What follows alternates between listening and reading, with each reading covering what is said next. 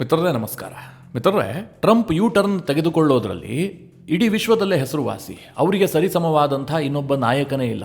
ಇವತ್ತೊಂದು ಹೇಳಿರ್ತಾರೆ, ನಾಳೆ ಅದಕ್ಕೆ ತದ್ವಿರುದ್ಧವಾದಂಥ ಇನ್ನೊಂದು ಹೇಳಿಕೆಯನ್ನು ಕೊಡ್ತಾರೆ. ಇವತ್ತೊಬ್ಬರನ್ನು ಹೊಗಳಿರ್ತಾರೆ, ನಾಳೆ ಅವರಿಗೆ ಬಾಯಿಗೆ ಬಂದ ಹಾಗೆ ಬೈತಾರೆ.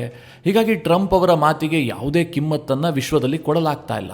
ಆದರೂ ಸಹ ಅವರು ಅಮೆರಿಕ ಅಧ್ಯಕ್ಷರಲ್ವಾ, ವಿಶ್ವದ ನಂಬರ್ 1 ಎಕಾನಮಿ ಹೊಂದಿರುವಂತಹ ದೇಶ, ವಿಶ್ವದಲ್ಲೇ ಅತ್ಯಂತ ಶಕ್ತಿಶಾಲಿಯಾದಂತಹ ದೇಶ. ಹೀಗಾಗಿ ಟ್ರಂಪ್ ಅವರಿಗೆ ಬೇಕೋ ಬೇಡವೋ ಒಂದಷ್ಟು ಅಧಿಕಾರಗಳಂತೂ ಇದ್ದೇ ಇದೆ. ಅದನ್ನು ಬಳಸ್ಕೊಂಡು ಯಾರ್ಯಾರಿಗೆ ಎಷ್ಟೆಷ್ಟು ಹಾನಿ ಮಾಡಬೇಕು ಅದನ್ನು ಮಾಡ್ತಲೇ ಇರ್ತಾರೆ. ಯಾಕೆ ಟ್ರಂಪ್ ಬಗ್ಗೆ ಈ ರೀತಿಯಾದಂಥ ಒಂದು ಪೀಠಿಕೆ ಹಾಕ್ತಾ ಇದ್ದೀನಿ ಕೇಳಿದ್ರೆ, ಭಾರತ ಮತ್ತು ಅಮೆರಿಕದ ನಡುವೆ ಒಂದು ಟ್ರೇಡ್ ಅಂಡರ್ಸ್ಟ್ಯಾಂಡಿಂಗ್ ಆಗಿತ್ತಲ್ಲ, ಅದರಲ್ಲಿ ಈಗ ಅಮೆರಿಕ ಬಹಳ ದೊಡ್ಡ ಯೂ ಟರ್ನ್ ಅನ್ನು ತೆಗೆದುಕೊಂಡಿದೆ. ಕೆಲವೊಂದಷ್ಟು ಸುಳ್ಳು ವಿಚಾರಗಳನ್ನೇನು ಪ್ರಸ್ತಾಪ ಮಾಡಿತ್ತು ಅದನ್ನು ಡಿಲೀಟ್ ಮಾಡಿದೆ. ಅಂದರೆ ಭಾರತಕ್ಕೆ ಅಮೆರಿಕ ಒಂದು ಹಂತದಲ್ಲಿ ಬಗ್ಗಿದೆ. ಇದು ಬಹಳ ಇಂಪಾರ್ಟೆಂಟ್ ವಿಚಾರಗಳು. ಭಾರತದಲ್ಲಿ ಕೆಲವರು ಹೇಳ್ತಾ ಇದ್ರಲ್ಲ, ಭಾರತ ಸರೆಂಡರ್ ಆಗಿದೆ, ಭಾರತ ತಲೆ ಬಗ್ಗಿಸ್ಬಿಟ್ಟಿದೆ, ರಾಹುಲ್ ಗಾಂಧಿ ಅಂತೂ ಭಾರತ ಮಾತೆಯನ್ನು ನರೇಂದ್ರ ಮೋದಿಯವರು ಮಾರ್ಬಿಟ್ಟಿದ್ದಾರೆ, ಈ ರೀತಿಯಾಗಿ ಬಹಳ ಕೆಳಮಟ್ಟದ ಟೀಕೆಗಳನ್ನು ಕೂಡ ಮಾಡಿದ್ರು. ಆದರೆ ಟ್ರಂಪ್ ಅಲ್ಲಿ ಟೋಟಲಿ ಟ್ರೇಡ್ ಡೀಲ್ನ ಫ್ರೇಮ್ ವರ್ಕ್ ಅನ್ನೇ ಬದಲಾಯಿಸಿಬಿಟ್ಟಿದ್ದಾರೆ. ಬಹಳ ಇಂಪಾರ್ಟೆಂಟ್ ಆದಂತಹ ಕೆಲವೊಂದಷ್ಟು ಚೇಂಜಸ್ಗಳಾಗಿದ್ದಾವೆ. ಜೊತೆಗೆ ಮಿತ್ರರೇ, ಅಮೆರಿಕ ಪಬ್ಲಿಷ್ ಮಾಡಿದಂತಹ ಒಂದು ಮ್ಯಾಪ್ ಕೂಡ ಭಾರಿ ಸದ್ದು ಮಾಡಿತ್ತು. ಈಗ ಅಮೆರಿಕ ದಿಢೀರಂತ ಆ ಮ್ಯಾಪ್ ಅನ್ನು ಕೂಡ ಡಿಲೀಟ್ ಮಾಡಿದೆ. ಇದು ಅಮೆರಿಕ ಭಾರತಕ್ಕೆ ಕೊಟ್ಟಂತಹ ಮೆಸೇಜೋ ಅಥವಾ ಚೀನಾ ಮತ್ತು ಪಾಕಿಸ್ತಾನದ ಒತ್ತಡಕ್ಕೆ ಅಮೆರಿಕ ಮಣಿದಿದೆಯೋ ಈ ಪ್ರಶ್ನೆಯನ್ನು ಹುಟ್ಟುಹಾಕಿದೆ. ಇದೆಲ್ಲ ವಿಚಾರಗಳ ಕುರಿತಾಗಿ ಈ ವಿಡಿಯೋದಲ್ಲಿ ನಿಮಗೆ ಡೀಟೇಲ್ ಆಗಿ ಮಾಹಿತಿ ಕೊಡುವಂತಹ ಪ್ರಯತ್ನ ಮಾಡ್ತೀನಿ. ನೀವು ಈ ವಿಡಿಯೋನ ಕೊನೆವರೆಗೂ ಮಿಸ್ ಮಾಡದೆ ನೋಡಿ. ಮೊದಲಿಗೆ ಈ ಮ್ಯಾಪ್ ವಿಚಾರವನ್ನೇ ನಿಮಗೆ ಹೇಳ್ಬಿಡ್ತೀನಿ. ಅಮೆರಿಕದ ಟ್ರೇಡ್ ಡಿಪಾರ್ಟ್ಮೆಂಟ್ ಯಾವ ದೇಶದ ನಡುವೆ ಟ್ರೇಡ್ ಡೀಲ್ ಆದರೂ ಕೂಡ ಆ ದೇಶದ ಒಂದು ಮ್ಯಾಪ್ ಅನ್ನು ಪಬ್ಲಿಷ್ ಮಾಡಿಬಿಟ್ಟು ಅದಕ್ಕೆ ಅಮೆರಿಕದಿಂದ ಯಾವ ವಸ್ತುಗಳಿಗೆ ಎಂಟ್ರಿ ಸಿಗ್ತಾ ಇದೆ, ಆ ದೇಶದಲ್ಲಿ ಅಮೆರಿಕದ ಯಾವ ವಸ್ತುಗಳಿಗೆ ಮಾರ್ಕೆಟ್ ಕ್ರಿಯೇಟ್ ಆಗಿದೆ ಅದನ್ನು ಬಿಂಬಿಸುವಂತಹ ಒಂದು ಪೋಸ್ಟ್ ಮಾಡುತ್ತೆ. ಹಾಗೆ ಭಾರತದ ವಿಚಾರದಲ್ಲೂ ಸಹ ಅವರೊಂದು ಪೋಸ್ಟ್ ಮಾಡಿದ್ರು. ಇದು ಭಾರಿ ಸದ್ದು ಮಾಡಿತ್ತು. ಕಾರಣ ಏನು ಕೇಳಿದ್ರೆ, ಭಾರತ ನಂಬುತ್ತಲ್ಲ ಒಂದು ಮ್ಯಾಪ್ ಅನ್ನ, ಅದನ್ನ ಅಮೆರಿಕ ಕೂಡ ಪಬ್ಲಿಷ್ ಮಾಡಿತ್ತು. ಯೂಶುವಲಿ ಅಮೆರಿಕ ಹಾಗೆ ಮಾಡೋದಿಲ್ಲ. ನಾನು ನಿಮಗೆ ಹಿಂದೊಂದು ವಿಡಿಯೋ ಮಾಡಿ ಅದರ ಬಗ್ಗೆ ಡೀಟೇಲ್ ಆಗಿ ಹೇಳಿದ್ದೀನಿ. ಈಗ ನಾನು ಹೆಚ್ಚಿಗೆ ಹೇಳೋದಕ್ಕೆ ಹೋಗೋದಿಲ್ಲ. ಸಾಮಾನ್ಯವಾಗಿ ಭಾರತದ POKಯನ್ನ, ಅಕ್ಸೈ ಚೀನಾವನ್ನ ಯಾವಾಗಲೂ ಕೂಡ ಅಮೆರಿಕ ತನ್ನ ಅಧಿಕೃತ ಮ್ಯಾಪ್ನಲ್ಲಿ ಪಬ್ಲಿಷ್ ಮಾಡೋದಿಲ್ಲ. ಒಂದು ವೇಳೆ POK ಮತ್ತು ಅಕ್ಸೈ ಚೀನಾವನ್ನ ಭಾರತಕ್ಕೆ ಸೇರಿಸಿ ಬರೆದಿದ್ರೂ ಕೂಡ ಅಲ್ಲಿ ಆ ಭಾಗವನ್ನೇ ಹೈಲೈಟ್ ಮಾಡಿ ಬೇರೆ ಬಣ್ಣದಲ್ಲಿ ಚಿತ್ರಿಸಿರ್ತಾರೆ. ಆದರೆ ಅಮೆರಿಕದ ಟ್ರೇಡ್ ಡಿಪಾರ್ಟ್ಮೆಂಟ್ ಈ ಬಾರಿ ಮಾತ್ರ ಸಂಪೂರ್ಣ ಭಾರತದ ಮ್ಯಾಪ್ ಅನ್ನು ಒಂದೇ ಬಣ್ಣದಲ್ಲಿ ಚಿತ್ರಿಸಿ POK ಮತ್ತು ಅಕ್ಸೈ ಚೀನಾ ಭಾಗವನ್ನ ಭಾರತದ ಅವಿಭಾಜ್ಯ ಅಂಗ ಅನ್ನುವ ರೀತಿಯಲ್ಲಿ ಚಿತ್ರಿಸಿದ್ರು. ಇದು ಭಾರಿ ಕಾಂಟ್ರವರ್ಸಿಯನ್ನ ಕ್ರಿಯೇಟ್ ಮಾಡಿತ್ತು. ಭಾರತದ ಮಾಧ್ಯಮಗಳಲ್ಲೂ ಕೂಡ ಇದು ಸುದ್ದಿ ಆಗಿತ್ತು. ಹಾಗೆ ಚೈನಾ ಪಾಕಿಸ್ತಾನದಲ್ಲೂ ಕೂಡ ಇದು ಭಾರಿ ಸದ್ದು ಮಾಡಿತ್ತು. ಚೈನಾ ಪಾಕಿಸ್ತಾನ ಅಧಿಕೃತವಾಗಿ ಅಮೆರಿಕದ ಮೇಲೆ ಒತ್ತಡವನ್ನು ಕೂಡ ಹೇರಿದ್ವು. ಈಗ ಇದ್ದಕ್ಕಿದ್ದಂತೆ ಅಮೆರಿಕದ ಟ್ರೇಡ್ ಡಿಪಾರ್ಟ್ಮೆಂಟ್ ಈ ಪೋಸ್ಟ್ ಅನ್ನೇ ಡಿಲೀಟ್ ಮಾಡಿದೆ. ಇಲ್ಲಿ ಮಿತ್ರರೇ, ಹೊಸದಾದಂತಹ ಮ್ಯಾಪ್ ಅನ್ನು ಅವರು ಪಬ್ಲಿಷ್ ಮಾಡಿಲ್ಲ. ಅದಕ್ಕೆ ಅವರು ಯಾವುದೇ ಸ್ಪಷ್ಟತೆಯನ್ನು ಕೂಡ ಕೊಟ್ಟಿಲ್ಲ. ಕೇವಲ ಆ ಮ್ಯಾಪ್ ಇದ್ದಂತಹ ಪೋಸ್ಟ್ ಅನ್ನು ಡಿಲೀಟ್ ಮಾಡಿದ್ದಾರೆ. ಮಿತ್ರರೇ, ಇದಕ್ಕೆ 2 ಕಾರಣಗಳಿರಬಹುದು. ಮೊದಲನೇದಾಗಿ ಏನು ಕೇಳಿದ್ರೆ, ಅಮೆರಿಕ ಮತ್ತು ಭಾರತದ ನಡುವೆ ಈ ಟ್ರೇಡ್ ಡೀಲ್ ಘೋಷಣೆ ಆದ ಬಳಿಕ ಭಾರತ ಕೆಲವೊಂದಷ್ಟು ವಿಚಾರದಲ್ಲಿ ಅಪಸ್ವರವನ್ನು ತೆಗೆದಿತ್ತು. ಅಂದ್ರೆ ನಾವು ಹೇಳಿದ್ದೆ ಒಂದು, ನೀವು ಮಾಡಿದ್ದೆ ಇನ್ನೊಂದು. ನೀವೇನು ಈಗ ಘೋಷಣೆಯನ್ನ ಮಾಡಿದ್ರಿ ಅದಕ್ಕೆಲ್ಲ ನಾವು ಒಪ್ಪಿಗೆ ಕೊಟ್ಟಿಲ್ಲ ಅನ್ನುವ ರೀತಿಯಲ್ಲಿ ಭಾರತ ವಿರೋಧವನ್ನು ವ್ಯಕ್ತಪಡಿಸಿತ್ತು. ಸಹಜವಾಗಿ ಟ್ರಂಪ್ ಸರ್ಕಾರಕ್ಕೆ ಇದೆಲ್ಲ ಖುಷಿ ಕೊಡೋದಿಲ್ಲ ಅಲ್ವಾ. ಅದಕ್ಕೋಸ್ಕರವಾಗಿ ಭಾರತದ ಮೇಲೆ ಒತ್ತಡ ಹೇರುವಂತಹ ದೃಷ್ಟಿಯಿಂದ ಇದನ್ನು ಡಿಲೀಟ್ ಮಾಡಿರಬಹುದು ಅನ್ನುವಂತಹ ಒಂದು ವಾದ ಇದೆ. ಅದರ ಬಗ್ಗೆ ನಾನು ಮುಂದೆ ಹೇಳ್ತೀನಿ. ಭಾರತ ಒತ್ತಡ ಹಾಕಿ ಯಾವ್ಯಾವ ಅಂಶಗಳನ್ನ ಬದಲಾಯಿಸಿದೆ, ಅಮೆರಿಕ ಏನೇನು ಸುಳ್ಳು ಹೇಳಿತ್ತು ಅದನ್ನ ವಿವರಿಸಿ ಹೇಳ್ತೀನಿ. ಹಾಗೆ ಈ ಮ್ಯಾಪ್ ಡಿಲೀಟ್ ಆಗೋದಕ್ಕೆ ಇನ್ನೊಂದು ಕಾರಣವೂ ಕೂಡ ಇದ್ದಿರಬಹುದು. ಅದೇನು ಕೇಳಿದ್ರೆ, ಪಾಕಿಸ್ತಾನ ಮತ್ತು ಚೀನಾ ಇಬ್ಬರೂ ಸಹ ಭಾರಿ ಒತ್ತಡವನ್ನು ಹೇರಿದ್ರು. ಅಮೆರಿಕ ಇಂತಹ ಮ್ಯಾಪ್ ಅನ್ನ ಪಬ್ಲಿಷ್ ಮಾಡಬಾರದು ಅಂತ. ಟ್ರಂಪ್ಗೆ ಸಹಜವಾಗಿ ಪಾಕಿಸ್ತಾನದ ಮೇಲೆ ಒಂದು ವಿಶೇಷ ವ್ಯಾಮೋಹ ಇದ್ದೇ ಇದೆ. ಆ ಕಾರಣದಿಂದಲೂ ಕೂಡ ಈ ಮ್ಯಾಪ್ ಡಿಲೀಟ್ ಆಗಿರಬಹುದು. ಮಿತ್ರರೇ, ಅಮೆರಿಕ ಈಗ ಮ್ಯಾಪ್ ಅನ್ನು ಪಬ್ಲಿಷ್ ಮಾಡಿ ನಂತರ ಡಿಲೀಟ್ ಮಾಡಿರಬಹುದು. ಆದರೆ ಭಾರತಕ್ಕೆ ಈ ಮ್ಯಾಪ್ ವಿಚಾರದಲ್ಲಿ ಇತ್ತೀಚೆಗೆ ರಾಜತಾಂತ್ರಿಕವಾಗಿ ಒಂದು ದೊಡ್ಡ ವಿಜಯವಂತೂ ಸಿಕ್ಕಿದೆ. ಅದು ಹೇಗೆ ಕೇಳಿದ್ರೆ, ಈಗ ಭಾರತದ ಮ್ಯಾಪ್ ಅನ್ನು ಅಮೆರಿಕ ಹೇಗೆ ಚಿತ್ರಿಸಿತ್ತೋ ಇದೇ ಮಾದರಿಯಲ್ಲಿ ಯುರೋಪಿಯನ್ ಯೂನಿಯನ್ ಕೂಡ ಚಿತ್ರಿಸಿತ್ತು. ಭಾರತದ ನಡುವೆ ಐತಿಹಾಸಿಕವಾದಂತಹ ಫ್ರೀ ಟ್ರೇಡ್ ಡೀಲ್ ಆಯ್ತಲ್ಲ, ಅದಾದ ಬಳಿಕ ಯುರೋಪಿಯನ್ ಯೂನಿಯನ್ ಭಾರತದ ಕಂಪ್ಲೀಟ್ ಮ್ಯಾಪ್ ಅನ್ನೇ ಚಿತ್ರಣ ಮಾಡಿದ್ರು. ಇಲ್ಲಿ ವ್ಯತ್ಯಾಸ ಏನು ಕೇಳಿದ್ರೆ, ಯುರೋಪಿಯನ್ ಯೂನಿಯನ್ ಯಾರ ಒತ್ತಡಕ್ಕೂ ಮಣಿಲಿಲ್ಲ. ಈಗಲೂ ಸಹ ಆ ಪೋಸ್ಟ್ ಅನ್ನ ಹಾಗೆ ಇಟ್ಟಿದ್ದಾರೆ. ಪೂರ್ಣ ಭಾರತದ ಮ್ಯಾಪ್ ಈಗಲೂ ಕೂಡ ಹಾಗೆ ಇದೆ. ಆದರೆ ಅಮೆರಿಕ ಮಾತ್ರ ಸದ್ಯಕ್ಕೆ ಪೋಸ್ಟ್ ಅನ್ನ ಡಿಲೀಟ್ ಮಾಡಿದೆ. ಈಗ ಟ್ರೇಡ್ ಡೀಲ್ನ ವಿಚಾರಕ್ಕೆ ಬರೋಣ.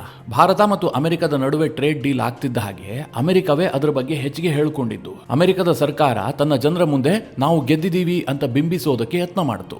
ನಾನು ನಿಮಗೆ ಮೊದಲೇ ಹೇಳಿದ್ದೀನಿ, ಎರಡು ಪ್ರಬಲ ದೇಶಗಳ ನಡುವೆ ಟ್ರೇಡ್ ಡೀಲ್ ಆಗಿದ್ದೇ ಆದ್ರೆ ಒಂದು ವಿಚಾರದಲ್ಲಿ ಅವ್ರಿಗೆ ಲಾಭ ಆಗಿರುತ್ತೆ, ಇನ್ನೊಂದು ವಿಚಾರದಲ್ಲಿ ನಮಗೆ ಲಾಭ ಆಗಿರುತ್ತೆ. ಇಲ್ಲಿ ಯಾರೋ ಒಬ್ಬರಿಗೆ ಲಾಭ ಆಗೋದಕ್ಕೆ ಸಾಧ್ಯವೇ ಇಲ್ಲ.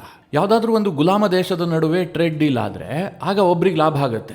ಈಗ ಬಾಂಗ್ಲಾದೇಶ ಮತ್ತು ಅಮೆರಿಕದ ನಡುವೆ ಟ್ರೇಡ್ ಡೀಲ್ ಆಗಿದೆಯಲ್ಲ, ಅದರಲ್ಲಿ 100% ಅಮೆರಿಕದ ಕೈ ಮೇಲಾಗಿದೆ. ಅಮೆರಿಕ ತನಗೆ ಹೇಗೆ ಬೇಕೋ ಹಾಗೆ ಟ್ರೇಡ್ ಡೀಲ್ ಅನ್ನು ಮಾಡಿಕೊಂಡಿದೆ. ಬಾಂಗ್ಲಾದೇಶ ಅಗ್ರಿಕಲ್ಚರ್ ಮಾರುಕಟ್ಟೆಯನ್ನು ಕಂಪ್ಲೀಟ್ ಆಗಿ ಓಪನ್ ಮಾಡಿದೆ. ಅಮೆರಿಕ ಮುಕ್ತವಾಗಿ ಬಾಂಗ್ಲಾದೇಶದಲ್ಲಿ ವ್ಯಾಪಾರ ಮಾಡಬಹುದು, ಹತ್ತಿಯನ್ನು ಖರೀದಿ ಮಾಡೋದಾಗಿ ಬಾಂಗ್ಲಾ ವಾಗ್ದಾನ ಮಾಡಿದೆ. ಹೀಗಾಗಿ ಬಾಂಗ್ಲಾದೇಶದ ವಿಚಾರದಲ್ಲಿ ಅಮೆರಿಕ ಟೋಟಲಿ ಮೇಲುಗೈ ಸಾಧಿಸಿದೆ. ಅದನ್ನು ಅವ್ರು ಹೇಳ್ಕೊಳ್ಳೋದ್ರಲ್ಲಿ ಯಾವುದೇ ತಪ್ಪಿಲ್ಲ. ಆದರೆ ಭಾರತದೊಂದಿಗೆ ಟ್ರೇಡ್ ಡೀಲ್ ಆಯ್ತಲ್ಲ, ಅದು ಆ ರೀತಿಯಾಗಿ ಆಗಿರಲಿಲ್ಲ. ಭಾರತ ತನ್ನ ಇಂಟ್ರೆಸ್ಟ್ಗಳನ್ನು ಕಾಪಾಡಿಕೊಂಡಿತ್ತು. ಅಮೆರಿಕ ಬಯಸಿದ್ದೆಲ್ಲದಕ್ಕೂ ಕೂಡ ಭಾರತ ಅವಕಾಶವನ್ನು ಕೊಟ್ಟಿರಲಿಲ್ಲ. ಆದರೆ ಈ ಟ್ರೇಡ್ ಡೀಲ್ಗೆ ಒಪ್ಕೊಂಡಿದ್ದಂತಹ ಟ್ರಂಪ್ ಸರ್ಕಾರ ಟ್ರೇಡ್ ಡೀಲ್ನ ಫ್ರೇಮ್ವರ್ಕ್ ಅನ್ನು ರಿಲೀಸ್ ಮಾಡುವಂತಹ ಸಂದರ್ಭದಲ್ಲಿ ತನ್ನ ಮನಸ್ಸಿಗೆ ಬಂದಂತೆ ಚಿಕ್ಕ ಪುಟ್ಟ ಬದಲಾವಣೆಗಳನ್ನು ಮಾಡಿಕೊಳ್ತು. ಇದರ ಉದ್ದೇಶ ಏನು ಕೇಳಿದ್ರೆ, ಟ್ರಂಪ್ ಸರ್ಕಾರ ವಿಜಯ ಸಾಧಿಸಿದೆ, ಭಾರತವನ್ನು ಬಗ್ಗಿಸಿದೆ, ನರೇಂದ್ರ ಮೋದಿ ಸರ್ಕಾರ ಟ್ರಂಪ್ ಸರ್ಕಾರಕ್ಕೆ ಮಣಿದಿದೆ. ಇದನ್ನ ಅಮೆರಿಕದ ಜನರಿಗೆ ಕನ್ವೆ ಮಾಡುವಂತಹದ್ದು ಟ್ರಂಪ್ ಸರ್ಕಾರದ ಉದ್ದೇಶ ಆಗಿತ್ತು. ಹೀಗಾಗಿ ಭಾರತ ಒಪ್ಪಿಕೊಳ್ಳದೇ ಇರುವಂತಹ ಕೆಲ ಸೆಕ್ಟರ್ಗಳನ್ನು ಕೂಡ ಭಾರತ ಒಪ್ಪಿ ಮಾರುಕಟ್ಟೆಯನ್ನು ಓಪನ್ ಮಾಡಿದೆ ಅನ್ನುವ ಸುಳ್ಳನ್ನ ಅಮೆರಿಕದ ಟ್ರಂಪ್ ಸರ್ಕಾರ ಹೇಳಿತ್ತು. ಅನಂತರ ಭಾರತ ತೀವ್ರವಾದಂತಹ ಒತ್ತಡ ಹೇರಿದ ಪರಿಣಾಮವಾಗಿ ಟ್ರಂಪ್ ಸರ್ಕಾರ ಈಗ ಯೂಟರ್ನ್ ಅನ್ನು ತೆಗೆದುಕೊಂಡಿದೆ. ಕೆಲ ವಿಚಾರಗಳನ್ನು ಟ್ರೇಡ್ ಡೀಲ್ನ ಫ್ರೇಮ್ವರ್ಕ್ನಿಂದ ಹೊರಗಿಟ್ಟಿದೆ, ಡಿಲೀಟ್ ಮಾಡಿದೆ. ಮುಖ್ಯವಾಗಿ 3 ಅಂಶಗಳಲ್ಲಿ ಅಮೆರಿಕ ಯೂಟರ್ನ್ ಅನ್ನು ತೆಗೆದುಕೊಂಡಿದೆ. ಮೊದಲನೇದಾಗಿ ದಾಲ್. ಅಮೆರಿಕ ಏನು ಕ್ಲೈಮ್ ಮಾಡಿತ್ತು, ಭಾರತ ಅಮೆರಿಕದಿಂದ ದಾಲ್ ಅನ್ನು ಖರೀದಿ ಮಾಡೋದಕ್ಕೆ ಒಪ್ಕೊಂಡಿದೆ. ಅಮೆರಿಕದ ಕೆಲ ಪ್ರಕಾರದ ಬೇಳೆಗಳಿಗೆ ಭಾರತ ಮಾರುಕಟ್ಟೆಯನ್ನು ಒದಗಿಸುತ್ತೆ ಅಂತ ಟ್ರಂಪ್ ಸರ್ಕಾರ ಕ್ಲೈಮ್ ಮಾಡಿತ್ತು. ಈಗ ವೈಟ್ ಹೌಸ್ನ ಫ್ಯಾಕ್ಟ್ ಶೀಟ್ನಲ್ಲಿ ಅದನ್ನು ಡಿಲೀಟ್ ಮಾಡಿದೆ. ಸಾಮಾನ್ಯವಾಗಿ ಅಮೆರಿಕದ ಅಧ್ಯಕ್ಷರು ಏನೇ ತೀರ್ಮಾನ ಕೈಗೊಂಡರೂ ಕೂಡ ತನ್ನ ಜನರಿಗೆ ತಿಳಿಸುವ ಉದ್ದೇಶದಿಂದ ಅದನ್ನು ಈ ವೈಟ್ ಹೌಸ್ನ ಫ್ಯಾಕ್ಟ್ ಶೀಟ್ನಲ್ಲಿ ಪಬ್ಲಿಷ್ ಮಾಡಲಾಗುತ್ತೆ. ಇದು ಸರ್ಕಾರದ ಅಧಿಕೃತ ದಾಖಲೆ. ಈಗ ಆ ಫ್ಯಾಕ್ಟ್ ಶೀಟ್ನಲ್ಲಿ ದಾಲನ್ನು ಡಿಲೀಟ್ ಮಾಡಲಾಗಿದೆ. ಅಂದರೆ ಭಾರತ ದಾಲನ್ನು ಖರೀದಿ ಮಾಡೋದಕ್ಕೆ ಯಾವುದೇ ಒಪ್ಪಂದವನ್ನು ಮಾಡಿಕೊಂಡಿಲ್ಲ. ಅಮೆರಿಕದ ದಾಲ್ಗೆ ಭಾರತದಲ್ಲಿ ಎಂಟ್ರಿ ಕೊಡೋದಕ್ಕೆ ಭಾರತ ಸರ್ಕಾರ ಒಪ್ಕೊಂಡಿಲ್ಲ. ಆದರೂ ಸಹ ಟ್ರಂಪ್ ಸರ್ಕಾರ ಈ ಹಿಂದೆ ಕ್ಲೈಮ್ ಮಾಡಿತ್ತು, ಭಾರತಕ್ಕೆ ದಾಲನ್ನು ನಾವು ಎಕ್ಸ್ಪೋರ್ಟ್ ಮಾಡ್ತೀವಿ, ಭಾರತ ಒಪ್ಕೊಂಡ್ಬಿಟ್ಟಿದೆ ಅಂತ. ಟ್ರಂಪ್ ಹೇಳದಂತಹ ಈ ಸುಳ್ಳಿದೆಯಲ್ಲ, ಭಾರತದಲ್ಲಿ ಭಾರಿ ಆಕ್ರೋಶಕ್ಕೆ ಕಾರಣ ಆಗಿತ್ತು. ನಿಮಗೆಲ್ಲ ಗೊತ್ತೇ ಇದೆ, ಭಾರತದಲ್ಲಿ ಬಹಳ ಹೇರಳ ಪ್ರಮಾಣದಲ್ಲಿ ದಾಲನ್ನು ಬೆಳಿತೀವಿ, ನಮಗೇನು ಹೊರಗಿನಿಂದ ಬರುವಂತಹ ಅವಶ್ಯಕತೆ ಇಲ್ಲ. ಒಂದು ವೇಳೆ ಭಾರತ ಏನಾದರೂ ಇದಕ್ಕೆ ಎಂಟ್ರಿ ಕೊಟ್ಟಿದ್ದೆ ಆದರೆ ಸಹಜವಾಗಿ ನಮ್ಮ ರೈತರಿಗೆ ತೊಂದರೆ ಆಗ್ತಾ ಇತ್ತು. ಹೀಗಾಗಿ ಅಮೆರಿಕ ಹೇಳದಂತಹ ಈ ಸುಳ್ಳು ಭಾರತದಲ್ಲಿ ಹಂಗಾಮವನ್ನು ಸೃಷ್ಟಿ ಮಾಡಿತ್ತು. ಆದರೆ ಈಗ ಅಮೆರಿಕ ಯೂಟರ್ನ್ ಅನ್ನು ತೆಗೆದುಕೊಂಡಿದೆ, ತನ್ನ ಫ್ಯಾಕ್ಟ್ ಶೀಟ್ನಲ್ಲಿ ದಾಲನ್ನು ಡಿಲೀಟ್ ಮಾಡಿದೆ. ಹಾಗೆ ಇನ್ನೊಂದು ಭಾರತದಲ್ಲಿ ಭಾರಿ ಚರ್ಚೆಯಾದಂತಹ ವಿಚಾರ ಏನು ಕೇಳಿದ್ರೆ, ಅದು $500 ಬಿಲಿಯನ್ ಖರೀದಿ ವಿಚಾರ. ಭಾರತ ಮುಂದಿನ 5 ವರ್ಷದಲ್ಲಿ ಅಮೆರಿಕದಿಂದ $500 ಬಿಲಿಯನ್ ಮೊತ್ತದ ವಸ್ತುಗಳನ್ನು ಖರೀದಿಸುತ್ತೆ.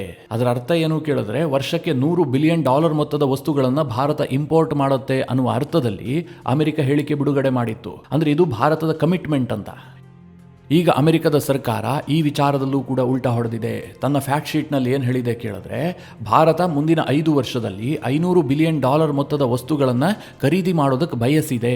ಹೀಗಂತ ಈ ಹಿಂದಿನ ಸ್ಟೇಟ್ಮೆಂಟ್ ಅನ್ನು ಬದಲಾಯಿಸಿದೆ. ಮಿತ್ರರೇ, ಇಲ್ಲಿ ನಿಮಗೊಂದು ಪ್ರಶ್ನೆ ಬರಬಹುದು, ಸೇಮ್ ಇದೆಯಲ್ಲ $500 ಬಿಲಿಯನ್ ಅಂತ. ಆದರೆ ವ್ಯತ್ಯಾಸವನ್ನು ಸೂಕ್ಷ್ಮವಾಗಿ ಗಮನಿಸಿ. ಈ ಹಿಂದೆ ಅಮೆರಿಕ ಏನು ಹೇಳ್ತಾ ಇತ್ತು, ಭಾರತ ಕಮಿಟ್ ಆಗಿದೆ, ಅಮೆರಿಕದಿಂದ ಮುಂದಿನ 5 ವರ್ಷದಲ್ಲಿ ಕಡ್ಡಾಯವಾಗಿ $500 ಬಿಲಿಯನ್ ಮೊತ್ತದ ವಸ್ತುಗಳನ್ನು ಭಾರತ ಖರೀದಿಸುತ್ತೆ ಅನ್ನುವ ಅರ್ಥದಲ್ಲಿ ಅಮೆರಿಕ ಈ ಹಿಂದೆ ಸ್ಟೇಟ್ಮೆಂಟ್ ಅನ್ನು ರಿಲೀಸ್ ಮಾಡಿತ್ತು. ಈಗೇನು ಬದಲಾಯಿಸಿದ್ದಾರೆ ಅಂತಂದ್ರೆ, ಭಾರತ $500 ಬಿಲಿಯನ್ ಮೊತ್ತದ ವಸ್ತುಗಳನ್ನು ಖರೀದಿಸೋದಕ್ಕೆ ಬಯಸಿದೆ.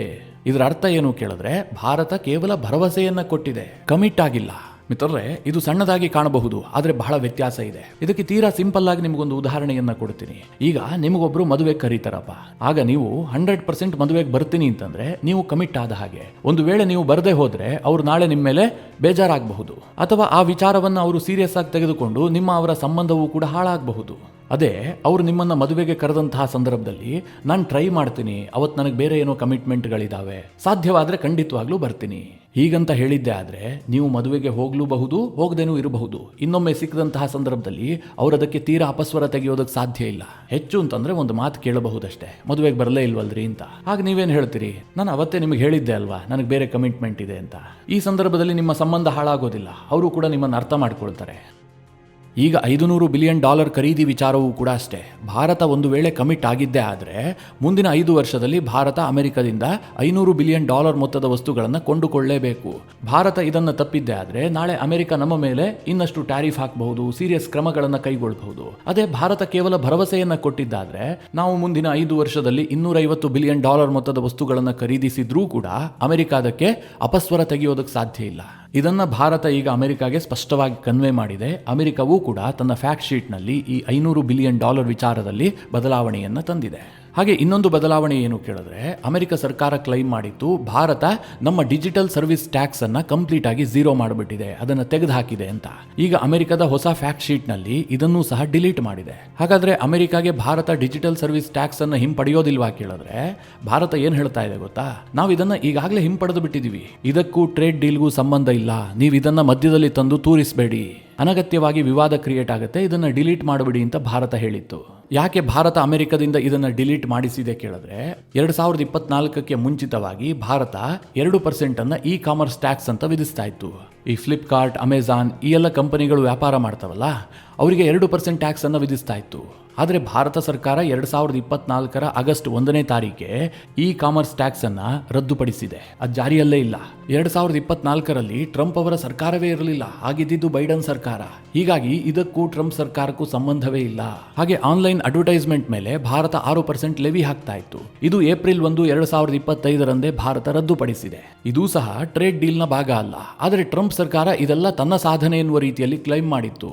ಈಗ ಭಾರತ ಒತ್ತಡ ಹೇರಿದ ಕಾರಣ ತನ್ನ ಫ್ಯಾಕ್ಟ್ ಶೀಟ್ನಲ್ಲಿ ಇದನ್ನೂ ಸಹ ಡಿಲೀಟ್ ಮಾಡಿದೆ. ಈ ಟ್ರೇಡ್ ಡೀಲ್ನ ವಿಚಾರವಾಗಿ ಭಾರತ ಬಹಳ ಪ್ರಬುದ್ಧತೆಯನ್ನು ಪ್ರದರ್ಶನ ಮಾಡ್ತಾ ಇದೆ. ನಮ್ಮ ದೇಶದಲ್ಲಿ ಏನೇ ರಾಜಕೀಯ ನಡೀಬಹುದು, ನಾನು ಅದಕ್ಕೆ ನಿಮಗೆ ಬಹಳ ಸೂಕ್ಷ್ಮವಾಗಿ ಚಿಕ್ಕ ಚಿಕ್ಕ ವಿಚಾರವನ್ನು ಕೂಡ ಬಹಳ ಡೀಟೇಲ್ ಆಗಿ ವಿವರಿಸುವಂತಹ ಪ್ರಯತ್ನ ಮಾಡ್ತಾ ಇದ್ದೀನಿ. ಯಾಕೆ ಕೇಳಿದ್ರೆ, ನಮ್ಮ ದೇಶದ ವಿಪಕ್ಷಗಳು ಈ ದೇಶದ ಜನರನ್ನ ಬಫೂನ್ಗಳಾಗಿ ಮಾಡೋದಕ್ಕೆ ಯತ್ನ ಮಾಡ್ತಾ ಇದ್ದಾವೆ. ಟ್ರೇಡ್ ಡೀಲ್ ಮಾಡಿಕೊಂಡು ಭಾರತವನ್ನು ಅಮೆರಿಕಾಗೆ ಮಾರ್ಬಿಟ್ಟಿದ್ದಾರೆ ಎನ್ನುವಂತಹ ನರೇಟಿವ್ ಬಿಲ್ಡ್ ಮಾಡೋದಕ್ಕೆ ರಾಹುಲ್ ಗಾಂಧಿ ಯತ್ನ ಮಾಡ್ತಾ ಇದ್ದಾರೆ. ತೀರಾ ಸಿಂಪಲ್ ಆಗಿ ಒಂದು ಯೋಚನೆ ಮಾಡಿ, ಈ ಸಂದರ್ಭದಲ್ಲಿ ರಾಹುಲ್ ಗಾಂಧಿಯವರ ಸರ್ಕಾರ ಭಾರತದಲ್ಲಿ ಇತ್ತು ಅಂತ ಅಂದುಕೊಳ್ಳಿ. ಆಗ ಅವರು ಅಮೆರಿಕದ ಜೊತೆಗೆ ಯಾವ ರೀತಿಯಾಗಿ ಡೀಲ್ ಮಾಡ್ತಾ ಇದ್ರು ಅಂತ. ಯಾಕೆ ಕೇಳಿದ್ರೆ, ಟ್ರಂಪ್ ಸರ್ಕಾರದ ಜೊತೆಗೆ ಡೀಲ್ ಮಾಡುವಂತಹದ್ದು ಅಷ್ಟು ಸುಲಭದ ವಿಚಾರ ಅಲ್ಲ. ಟ್ರಂಪ್ ಎಂತಹ ಹುಚ್ಚ ಅನ್ನೋದಕ್ಕೆ ವಿಕಿಪೀಡಿಯಾದಲ್ಲಿ ಒಂದು ಪೇಜ್ ಕ್ರಿಯೇಟ್ ಆಗಿದೆ, ಅದನ್ನು ನೀವು ಕೂಡ ನೋಡಬಹುದು. ಆ ಪೇಜ್ ಏನು ಕೇಳಿದ್ರೆ, false or misleading statement by Donald Trump ಅಂತ. ಬಹಳ ಸುದೀರ್ಘವಾದಂತಹ ಮಾಹಿತಿ ಇದೆ. ಅದು ಟ್ರಂಪ್ ಅವರು ಜಗತ್ತನ್ನು ಯಾವ ರೀತಿಯಾಗಿ ಮಿಸ್ಲೀಡ್ ಮಾಡಿದ್ದಾರೆ, ಯಾವ ರೀತಿಯಾಗಿ ಸುಳ್ಳು ಹೇಳ್ತಾರೆ, ಇದ್ರ ಬಗ್ಗೆ ಇರುವಂತಹ ಪೇಜ್ ಅದು.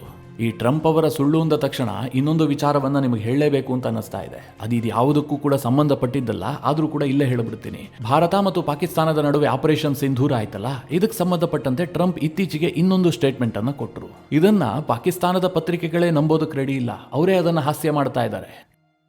ಟ್ರಂಪ್ ಮತ್ತೊಮ್ಮೆ ಆಪರೇಷನ್ ಸಿಂಧೂರವನ್ನು ನಿಲ್ಲಿಸಿದ್ದು ನಾನೇ ಅಂತ ಹೇಳಿದ್ದಾರೆ. ಇದು ನ್ಯೂಕ್ಲಿಯರ್ ವಾರ್ ಆಗ್ತಾ ಇತ್ತು, 10 ಮಿಲಿಯನ್ ಜನ ಸತ್ತೋಗ್ತಾ ಇದ್ರು, ಇದನ್ನೆಲ್ಲ ಕ್ಲೈಮ್ ಮಾಡಿದ್ದಾರೆ. ಅದು ಯಾವುದರ ಬಗ್ಗೆಯೂ ಕೂಡ ಜನರಿಗೆ ಆಶ್ಚರ್ಯ ಇಲ್ಲ, ಯಾಕೆಂದರೆ ಟ್ರಂಪ್ ಈ ಹಿಂದೆ ಅನೇಕ ಬಾರಿ ಇದನ್ನು ಹೇಳಿದ್ರು. ಆದರೆ ಹೊಸ ಕ್ಲೈಮ್ ಏನು ಕೇಳಿದ್ರೆ, ಭಾರತ ಮತ್ತು ಪಾಕಿಸ್ತಾನದ ನಡುವೆ ಆಪರೇಷನ್ ಸಿಂಧೂರ ಆಯ್ತಲ್ಲ, ಆ ಸಂದರ್ಭದಲ್ಲಿ 10 ಜೆಟ್ಗಳನ್ನು ಹೊಡೆದುಹಾಕಲಾಯಿತು, ಹೀಗಂತ ಟ್ರಂಪ್ ಒಂದು ಸ್ಟೇಟ್ಮೆಂಟ್ ಕೊಟ್ಟಿದ್ದಾರೆ. ಇದನ್ನ ಪಾಕಿಸ್ತಾನದ ಲೀಡಿಂಗ್ ಪತ್ರಿಕೆ ಆದಂತಹ ಡಾನ್ ಕೂಡ ಒಂದು ರೀತಿಯಲ್ಲಿ ಹಾಸ್ಯಾತ್ಮಕವಾಗಿ ವರದಿಯನ್ನು ಪ್ರಕಟಿಸಿದೆ. ಟ್ರಂಪ್ ಅಕ್ಟೋಬರ್ನಲ್ಲಿ 7 ಜೆಟ್ ಬಿದ್ದಿದೆ ಅಂತ ಹೇಳಿದ್ರು, ನವೆಂಬರ್ನಲ್ಲಿ ಆ ಸಂಖ್ಯೆ 8ಕ್ಕೆ ಏರಿಕೆ ಆಗಿತ್ತು, ಈಗ ಅದು 10ಕ್ಕೆ ಏರಿಕೆ ಆಗಿದೆ. ಟ್ರಂಪ್ ಆ ಮಟ್ಟಿಗೆ ಸುಳ್ಳು ಹೇಳ್ತಾರೆ. ಅಂತಹ ಒಬ್ಬ ವ್ಯಕ್ತಿಯ ಜೊತೆಗೆ ವ್ಯವಹಾರ ಮಾಡೋದು ಅಷ್ಟು ಈಸಿ ವಿಚಾರ ಅಲ್ಲ. ಆದರೂ ಸಹ ಭಾರತ ಈಗ ಒತ್ತಡವನ್ನು ಹೇರಿ ಅಮೆರಿಕದ ಫ್ಯಾಕ್ಟ್ ಶೀಟ್ನಲ್ಲಿ ಟ್ರೇಡ್ ಡೀಲ್ನ ಕೆಲವೊಂದಷ್ಟು ಫ್ರೇಮ್ ವರ್ಕ್ ಅನ್ನು ಬದಲಾಯಿಸಿರೋದಿದೆಯಲ್ಲ, ನಿಜಕ್ಕೂ ಕೂಡ ದೊಡ್ಡ ಸಾಧನೆಯೇ. ಮಿತ್ರರೇ, ಈ ಎಲ್ಲ ವಿಚಾರಗಳ ಕುರಿತಾಗಿ ನಿಮ್ಮ ಅನಿಸಿಕೆ ಅಭಿಪ್ರಾಯಗಳೇನು ಕಮೆಂಟ್ ಮಾಡುವ ಮೂಲಕ ನಮಗೆ ತಿಳಿಸಿ.